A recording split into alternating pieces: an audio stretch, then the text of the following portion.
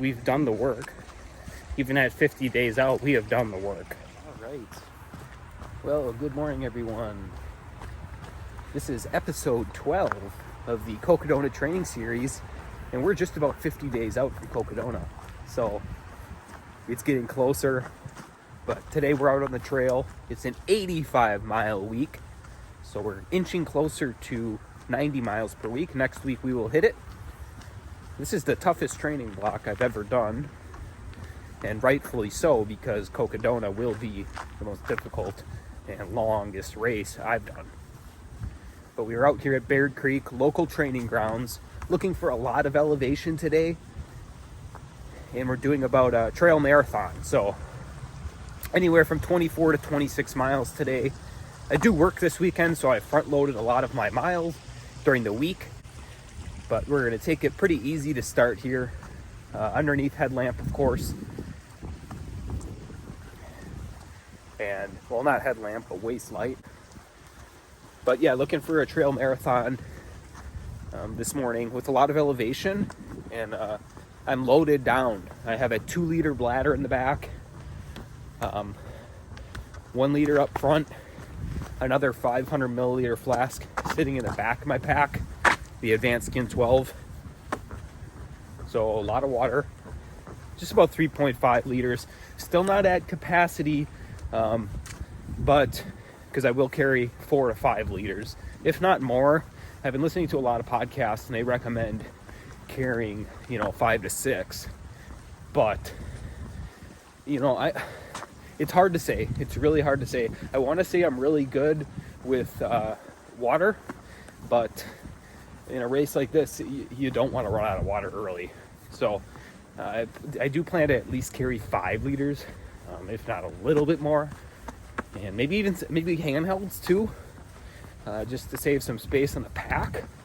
But I do want to carry out the poles early too. So there's still a lot of debate about that.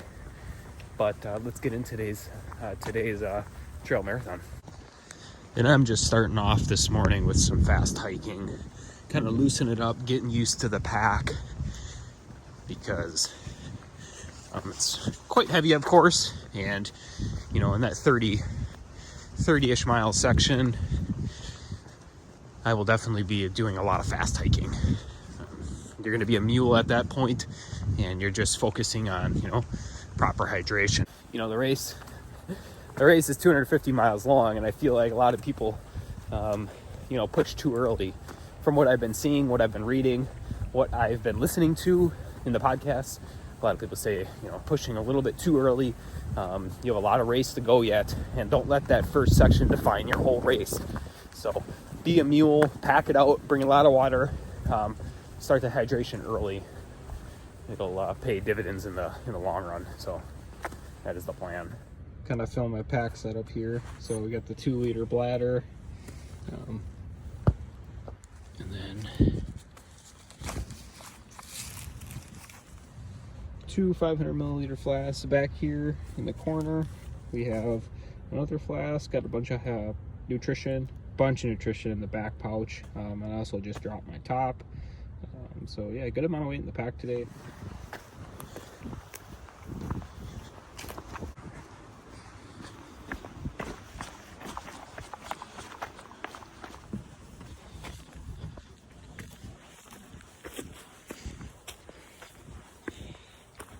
And that's what it's going to be like, 15, 16, 18-minute miles.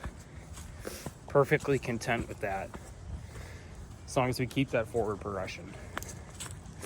And not sitting in those aid stations too long, because they are little oases, and you can get pretty comfortable there. So, but I'm going to really try to prioritize my sleep and sleep early, because it's almost impossible to sleep after 100 mile. I would be lying if I'm not a little nervous about possibly getting my bags lost, flying into Arizona. A little nervous about that.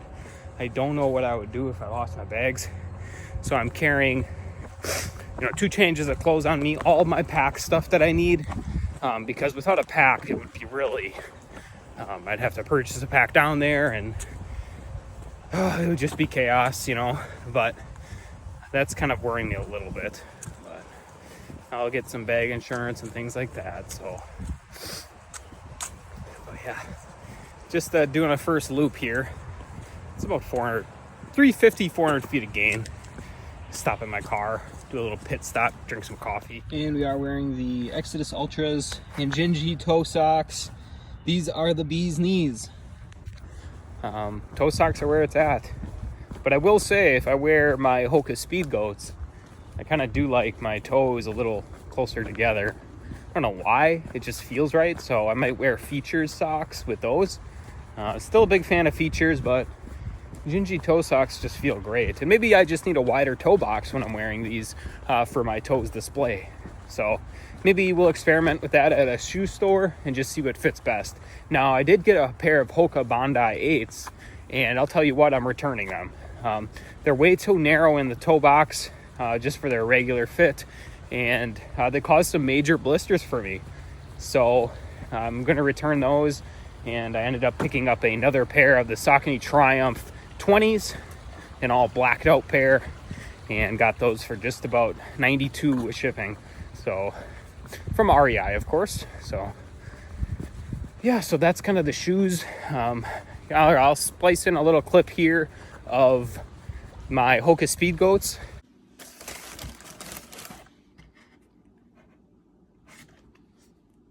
So I'll be wearing the Exodus Ultras and the Hoka Speed Goats at Cocodona. That's the plan. So I went with a kind of a lighter color, just given the temperatures. These Exodus Ultras I have are black, and I do have 2 new pair of them.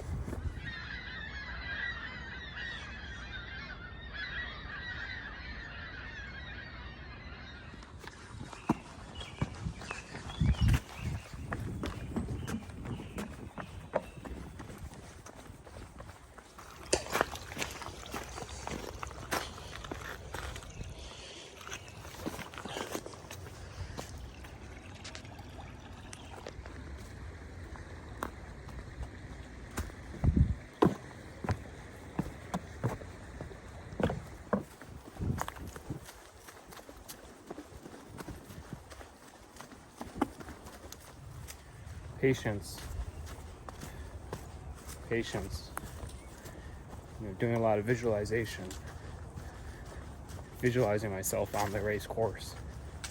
What it's like at mile 170. What it's like when I'm trudging through the night. When I enter day 2 or day 3. What am I dealing with? Is something hurting? Am I capable of this? These questions I answer before I'm out on the race course, and I tell myself I am capable. We've done the work. Even at 50 days out, we have done the work. I've done a 7-month training block for this race, and the work is pretty much done. Now these next 3 weeks will be the biggest build I've ever done. Working up to about 110 miles and just getting that time on feet. This week at 85 miles, I will be around 17 hours, maybe a little over, of running, hiking, and just movement on my feet in general. Alrighty, just hit mile 11, just about 1,300 feet of gain. Got the poles out now. About 2 hours, 46 minutes. It's a nice easy pace for all the items I'm carrying. Alright, just crossed the half marathon mark and almost at 2,000 feet of gain. This is my 4th time doing the Mars loop. Actually, is it? I think it's it is my 4th. I did it reverse one time, so but getting a lot of gain on this loop. I believe this loop is 400 feet in a mile, which is big for Wisconsin, but still feeling pretty good. Just finished an audiobook I was listening to, Stephen King, The Regulators. Pretty good. All right, I'm eating a 300 calorie Builder's bar made by Cliff. Just getting them calories in. Poles out, of course. We're moving pretty good.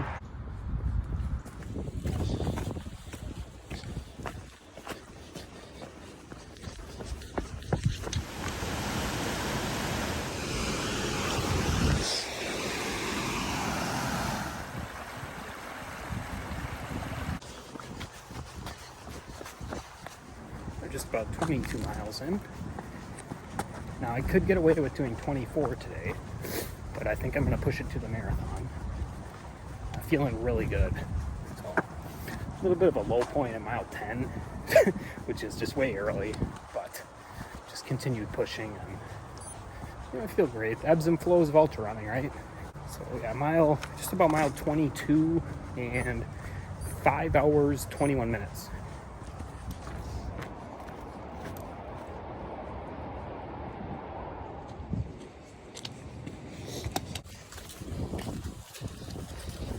All right, wind is picking up as expected. We are 25 miles in, so just about 1.2 left on this run today, and above 3,000 feet. So let's see if we can get 3,500. If not, no biggie. Got a lot of elevation this week and 85 plus miles.